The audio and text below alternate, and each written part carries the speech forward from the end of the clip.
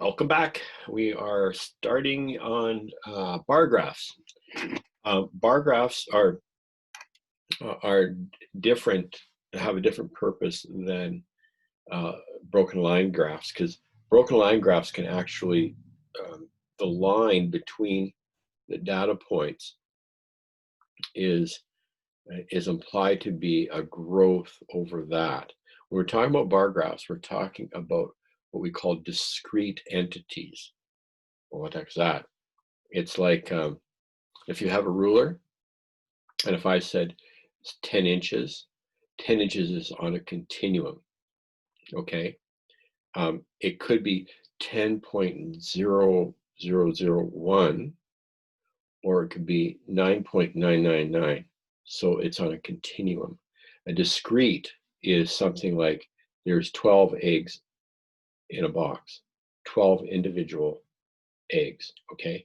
So we will often use bar graphs when we're talking about people or items, okay? And that's the difference. Now, sometimes people use bar graphs when they should be using line graphs, and sometimes they use line graphs instead of the bar graphs.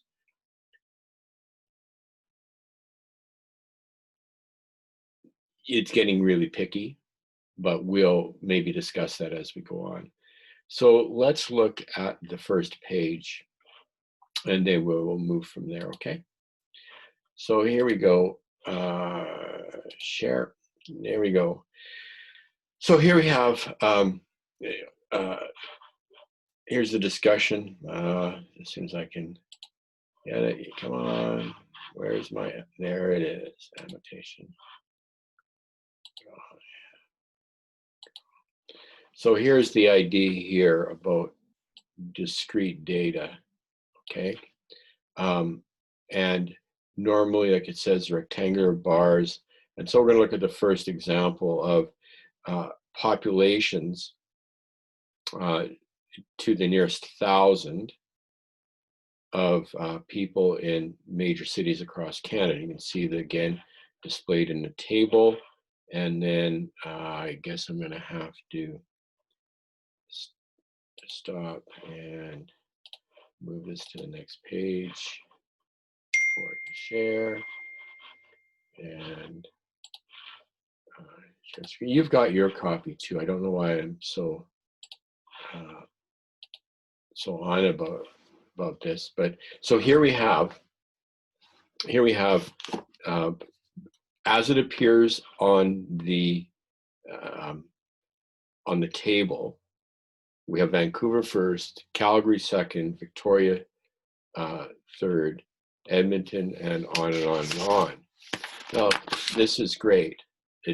This is fine. The one thing that may be better, like there is a better way of presenting all this data, and that would be to rearrange these bars in ascending or descending order. Okay, so in that case, is Calgary the next one? Yeah. So Calgary is in the right position. So this is, oops, what am I doing? I don't want that. I wanted annotate, draw on this. There we go.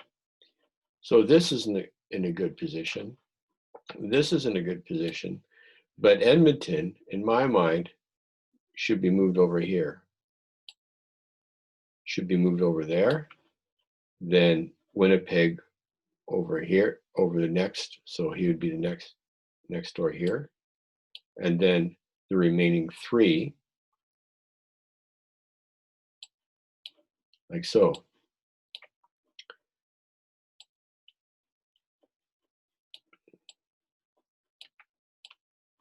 So you can see, like you can more easily compare between two nearby populations. You can see right away, like as it is here, if you didn't have the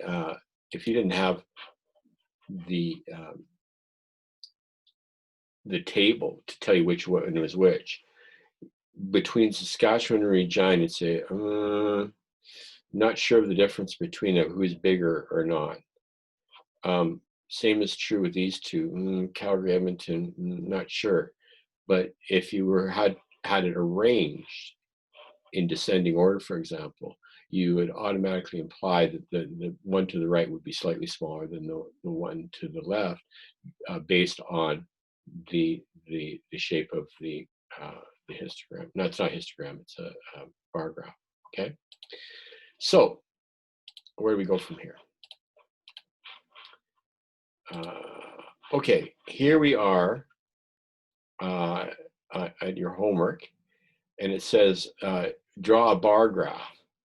So my suggestion when you do this is that you assign letters to these installation, what do you call it? Procedures. So I would say, like, make this one A. Oops. How did that work? What's going on with that?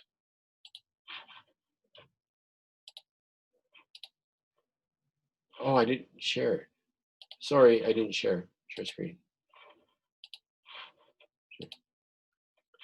Okay, as I was saying, we're on page 82. And so my suggestion is to, what is going on?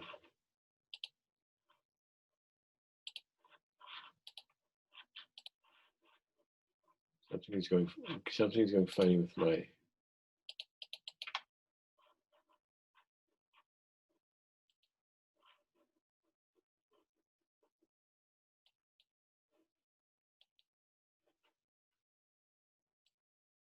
there we go. I would assign letters to these because you want to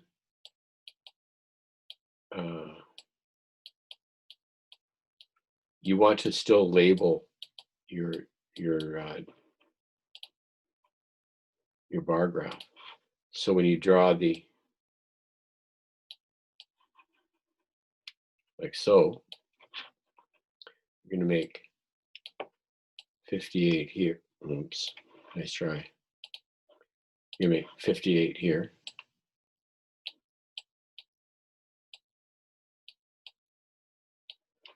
And then let's say half of that is, no, let's not do that. Let's make this,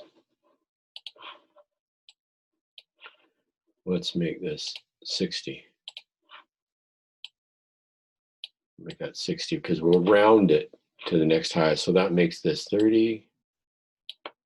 And then in between, we can easily say, okay, if that's, oh, no, we can't. That's ugly. Try it again. So let's say,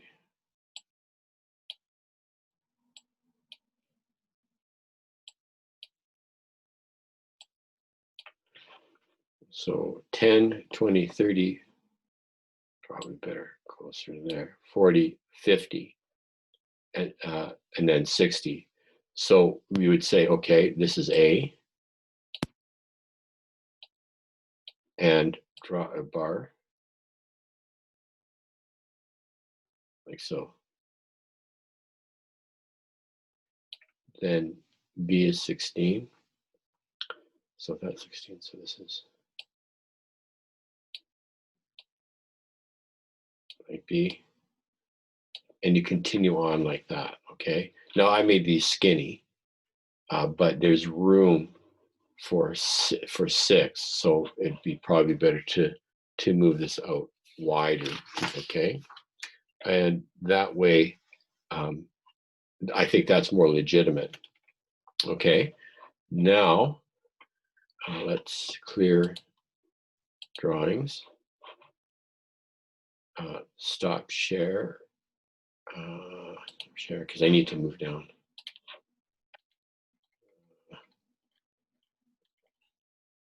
Oops.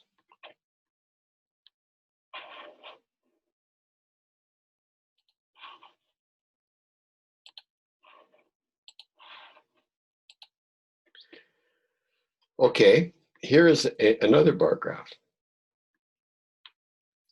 This is a bar graph of Jamie's height from age 10 to age 18. Now, based on our discussion, what two things are kind of oddballish about this? Let's think for a minute. There's actually two things. Now, the first one you probably already figured out. It says, well, isn't bar graphs for discrete items? And you're right. Jamie's height should actually not be measured in a bar graph. It should be measured. How? Very good. It should be measured in a line graph, broken line graph, because that includes the continuum of his growth during this. He didn't go from age 10, he was exactly this height, and then all year till his birthday, and then he grows like that in his birthday. That doesn't happen. There's a continuum, right? So you're right. This should be a line graph. What else is kind of odd about this graph? Anyway, height goes up, right? This is going across. So at the very least, if they were bound and determined to use a bar graph to represent height, it should be rotated 90 degrees to show the incremental height over time. All right, for you guys, the incremental height over time. Okay, so those are two oddities, okay? Just thought I'd point that out to you. Anyway, so what do we need to do now? So question 1, question 2, question 3, 4, and so when you hit page 85, come on back and we will continue on, okay? Pause. Okay, you're back again. Okay, that's asking us to look at this table. What's this? Mac the moose is a fiberglass moose that stands next to the visitor center in Moose Jaw, Saskatchewan. Mac is going to be the world's largest moose, 9.8 meters tall. That's one tall moose. If you've ever seen a moose, moose are huge to begin with, but not 9.8 meters. Following table shows the approximate population of Moose Jaw, Saskatchewan from 1980 to 2005. Display the data on both a horizontal and a vertical bar graph. Which graph is better representation of the data and why? What is the trend in population size in Moose Jaw?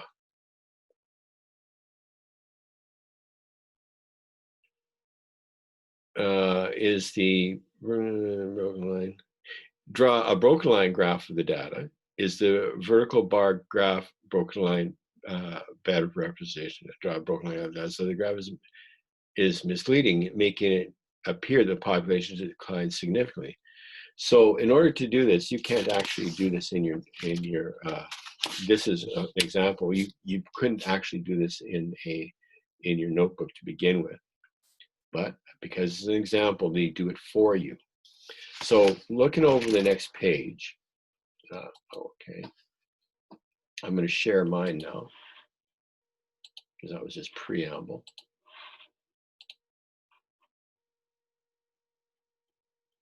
Okay, so here's population, bar graph horizontal, bar graph, what do they call it? Vertical. So the question is, this is similar to the previous example. Which bar graph is better representation, and why? Well, the one on the right, the horizontal, because population goes up, so that is that'd be my choice. What does it show? It shows an actual decline in population. Geez, I wonder why. I hear their mosquitoes there are like the size of, they have landing lights. It's the joke I've heard. And then they ask you to do a line graph.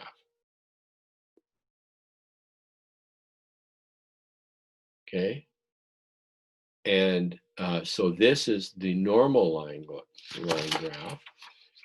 But if you, I've got to stop sharing it. Or no, I can go because I haven't done any of that yet. So if you were to, I'm sorry.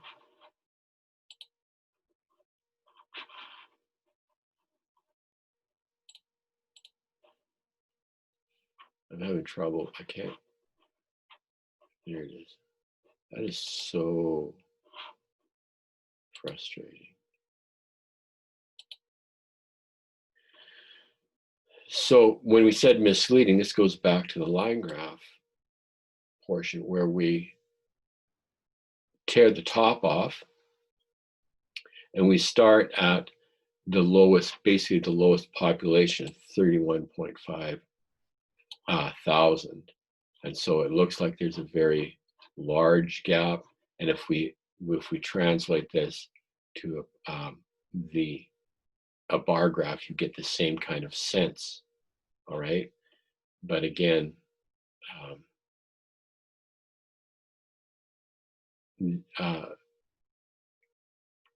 their position here is that the bar graph does not seem to be quite as misleading as the broken line graph.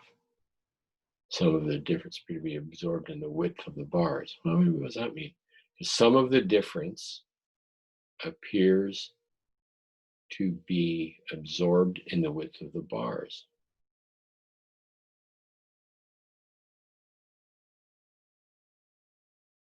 Okay, I don't get it. When are you guys going to have to explain this to me? I don't get it.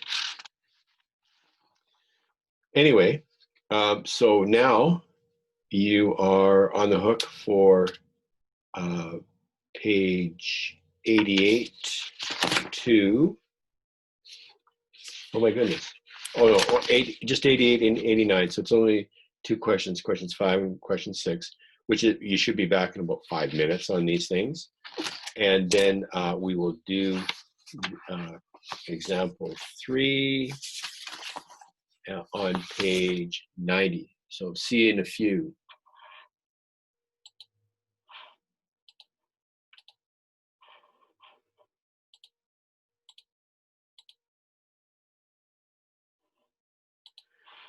All righty. Sharing screen. So again, I'm assuming you have your textbook beside you. So this is this is a double bar graph, where it's comparing single family prices in Red Deer, Alberta, whether they're new homes or resale homes. Similar situation to what we had in housing prices in Vancouver and Calgary, was it? I think it was Calgary, okay. So this is just the example. So Roger's a real estate agent in Red Deer. Graph below compares average house prices of new single-family homes and resale single-family homes. What's the average price of a new single-family home in 2005? New is the light colored. 2005 is, I can't even read that on the screen. It looks like 2005, looks like 2004, 240,000. Because if you look at the y-axis descriptor, it's in thousands of dollars, so $240,000. Between what years was there a drop in the price of resale family homes? So a drop.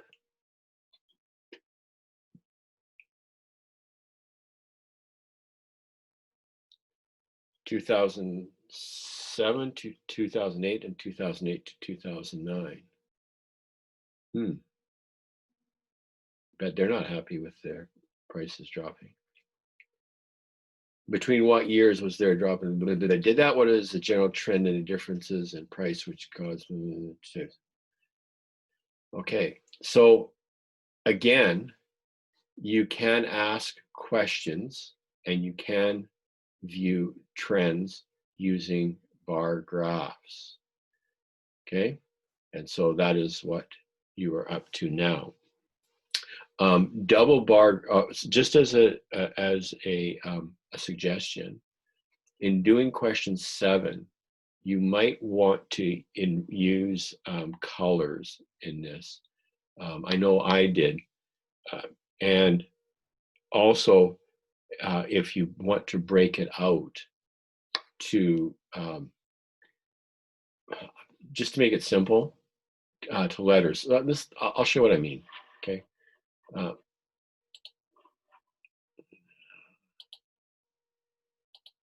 So first of all, you're going to do it. Your x-axis and y-axis. Okay. And so I said that this high water mark here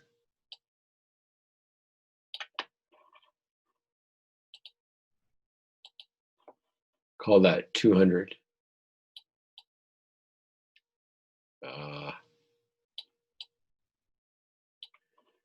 Because the highest number here is 176. So I call that 200. And then I broke it down to 100. You get the deal. You get it right. So it's going to be 50.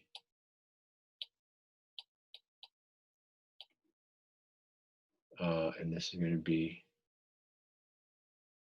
right around here. It's going to be 150. And you can break it down further if you like. I know I initially did. I made this like 175, 125, 75, and 25. It makes it easier in your estimation. Then what I would suggest doing is making lowest income that color. For example, it doesn't matter what colors you use. You just use different colors, and maybe making it that color. And then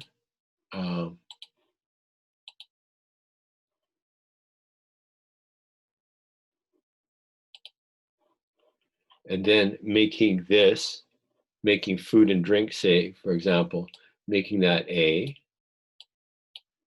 B, C, and so on. So when you're comparing down here, you'd have bars for A here, like that.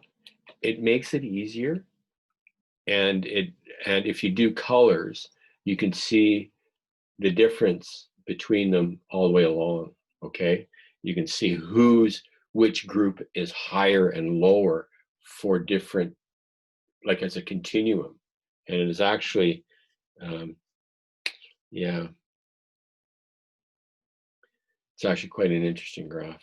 Okay, so that's what I would do there. And then the builder skills goes to all the way to 94. So you're on your own to 94, and I will see you then. Ka-ching! Clear all drawings. Pause.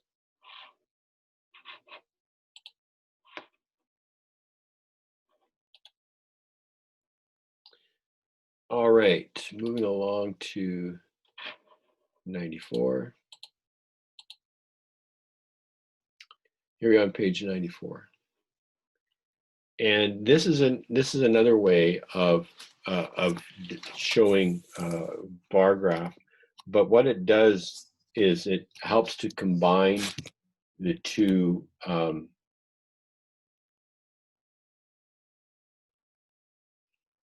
It helps to, how do you say this? it helps to show contribution to the whole. Okay, so um, let me share the screen. Share. So many buttons to click in this thing. Okay, so let me annotate. Draw. Here. I should change the color because I don't want it in black. I can hardly see that. Okay, as an example, Roger's real estate agent, he deals with both used and new houses. So in a stacked bar graph, it will give him, you can see both components of it and the total at the same time. So that is kind of handy, okay? So you could say housing sales are up, generally speaking, year over year, and how much does each group, being new and used, contribute to that whole? Okay, so you're looking at the size of the bars as they go from left to right. Uh,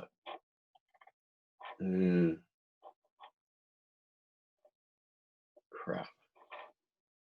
Stop sharing.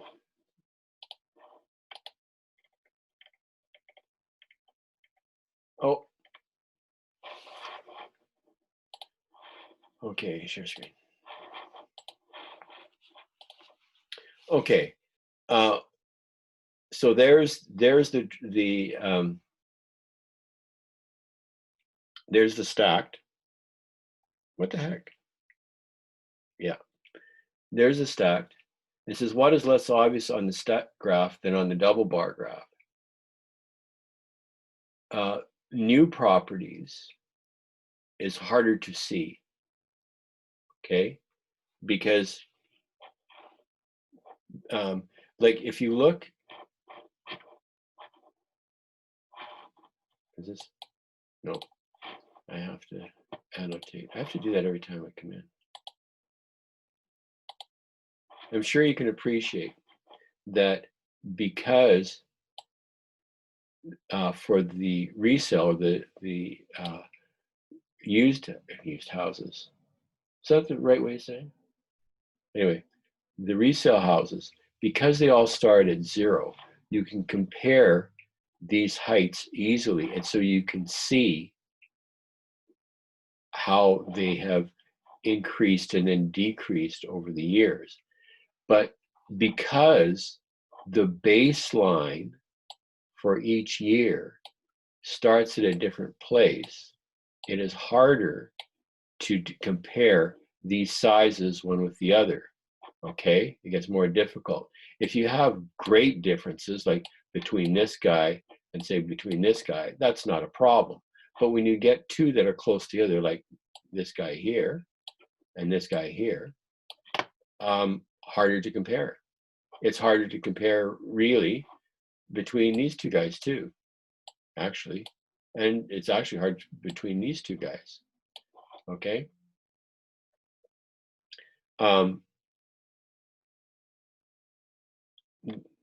Which says alternative solution, the graph could also have been drawn with new sales on the bottom and the resale houses stacked on top. But that's great if you're looking for the new. What's the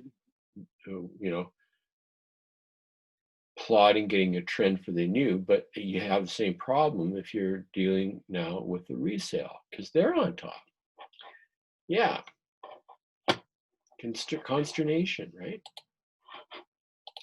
So in Build Your Skills, question 10.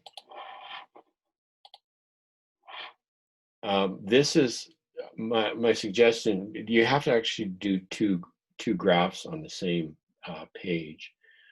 So my suggestion is to do this, is to, before you start, go draw, see, it did it again.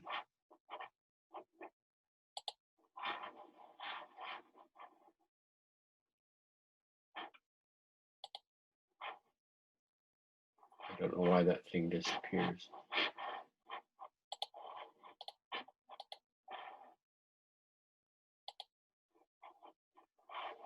Where is my, there it is. Annotate. Draw. Start by drawing.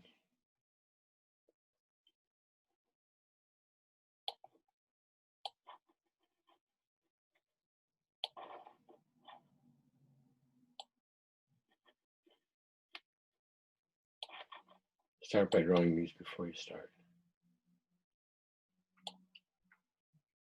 And I also do across the bottom, A, B, C, D, E, A, B, C, D, E. And then for this, I believe that we started, just looking at the numbers here, 265 is the highest one. So probably 300. Start from 300. And what the easy way is to start by doing thirds. So 100, so 100, 200, 300. Make these 50s in the middle on both, do it on both of them. And then go back. Oops.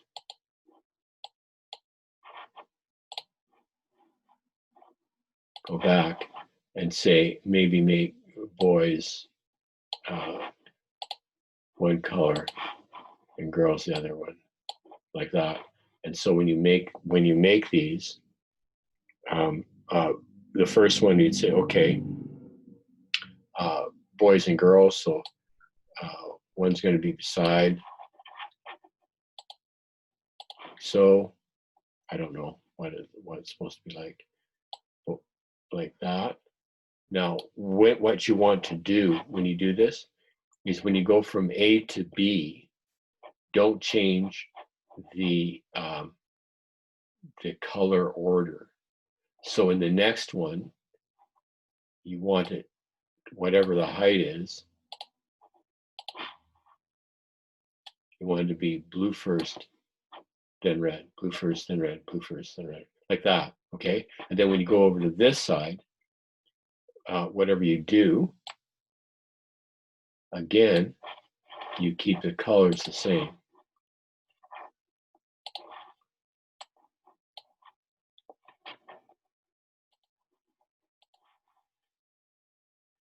Okay, so that would be A. This would be B. I'm not paying attention to numbers, by the way, okay? So you want it to look like that, okay? So pick one and go with it, okay? How many people took the survey? Now the question is like,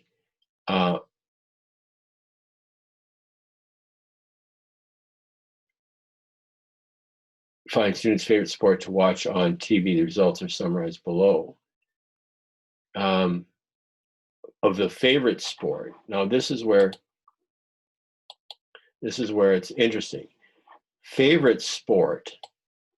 Oh, geez.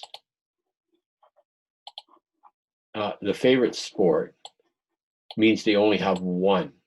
They have one choice. Okay. So what that means is that to find how many people took the survey, you actually have to take the sum,